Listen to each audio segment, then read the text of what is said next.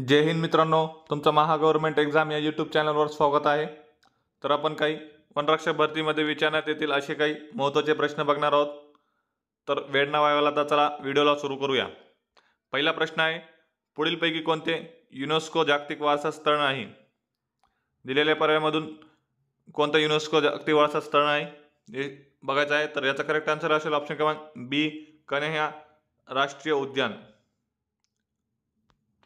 पुढचा प्रश्न, अल निनोच्या विरुद्ध परिणामाला काय म्हणतात? तर याचा करेक्ट आन्सर असेल ऑप्शन क्रमांक ए, ला नीना। पुढचा प्रश्न, भोपाळ वायू दुर्घटना पुढीलपैकी कोणत्या पेस्टिसाइड प्लांट मध्ये झाली होती?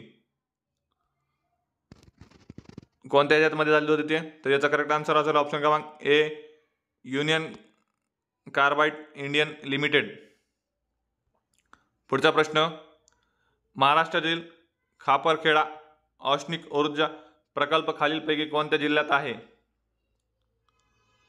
तर याचा करेक्ट आन्सर असेल ऑप्शन क्रमांक बी, नागपूर या जिल्ह्यात आहे। पुढचा प्रश्न, भारताचा राष्ट्रीय सूक्ष्मजीव डॅश आहे? कोणता आहे राष्ट्रीय सूक्ष्मजीव भारताचा? तर याचा करेक्ट आन्सर असेल ऑप्शन क्रमांक सी। पुढचा प्रश्न, शीर या शब्दाचा समानार्थी शब्द ओळखा। काय याचा समानार्थी शब्द? तर याचा करेक्ट आन्सर असेल ऑप्शन क्रमांक ए, पाणी। पुढचा प्रश्न, महाराष्ट्रातील पहिले जलविद्युत केंद्र खालीलपैकी कोठे आहे? कोणत्या ठिकाणी आहे महाराष्ट्राचा पहिला जलविद्युत केंद्र? तर याचा करेक्ट आन्सर असेल ऑप्शन क्रमांक ए, खापोली या ठिकाणी महाराष्ट्रातील पहिलं जलविद्युत केंद्र आहे। पुढचा प्रश्न, find the word opposite in the meaning to the word complacent. कंप्लेसेंटचा अर्थ होतं आत्मसंतुष्ट। तर याचा करेक्ट आन्सर असेल ऑप्शन क्रमांक ए, डिस्कंटेंट।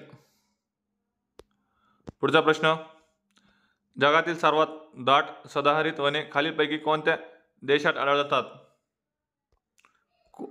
कोणत्या देशात आहे? तर याचा करेक्ट आन्सर असेल ऑप्शन क्रमांक बी, ब्राझील या देशात आहे।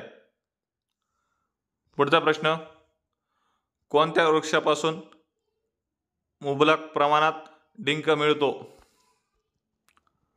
कोणत्या झाडापासून मिळतं ते? तर याचा करेक्ट आन्सर असेल ऑप्शन क्रमांक डी, बाभूळ।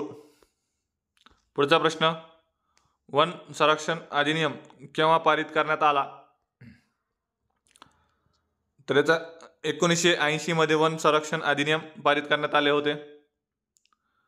पुढचा प्रश्न, खालीलपैकी कोणत्या प्रकारचे वनस्पती भारतामध्ये सर्वात जास्त क्षेत्र आहेत? तर याचा करेक्ट आन्सर असेल ऑप्शन क्रमांक ए, पानझडी। पुढचा प्रश्न, महाराष्ट्र वन विकास महामंडळाने केव्हापासून वृक्षतोडीस बंदी घातली आहे? केव्हापासून घातलेली आहे महाराष्ट्र वन विकास महामंडळाने वृक्ष तोडायचे? तर याचा करेक्ट आन्सर असेल ऑप्शन क्रमांक सी, 1987 ते 88 या सालीमध्ये बंदी घातलेली आहे। पुढचा प्रश्न, खालीलपैकी कोणत्या घटकांचे आधारे वनांचे वर्गीकरण करतात? कोणत्या घटकाचे आधारे वनांचे वर्गीकरण करतात? तर याचा करेक्ट आन्सर असेल ऑप्शन क्रमांक सी, पर्यावरण या घटकाचे आधारे। पुढचा प्रश्न, शहरामध्ये वृक्ष तोडण्यासाठी नगरपालिकेच्या कोणत्या अधिकाऱ्यांची परवानगी घ्यावी लागते? तर याचा करेक्ट आन्सर असेल ऑप्शन क्रमांक ए, वृक्ष अधिकारी।